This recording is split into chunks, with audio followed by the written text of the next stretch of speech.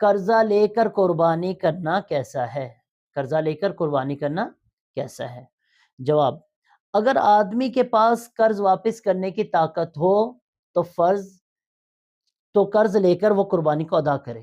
یعنی اس کے اندر اتنی طاقت ہے، عارضی طور پہ اس کے پاس پیسے نہیں ہیں تو قرض لے کر قربانی کر لے، اور اس کو پتا ہے کہ میں نے کچھ ٹائم کے پاس کو پیسے واپس کر سکتا ہے تو اس کو قربانی کرنی چاہیے.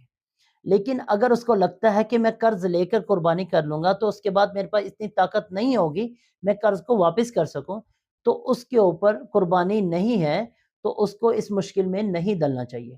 اس کے ساتھ ساتھ ایک مسئلہ اور سمجھ لیجئے کہ اگر کوئی صاحب نصاب ہے، کوئی مالدار ہے، لیکن اس موقع پہ، قربانی کے موقع پہ اس کے پاس پیسے نہیں ہیں، سم ٹائم ہوتا ہے اس ٹائم پہ اس کے پاس پیسے نہیں ہیں، تو اس کے اوپر ضروری ہے کہ وہ قرض لے کر قربانی کرے.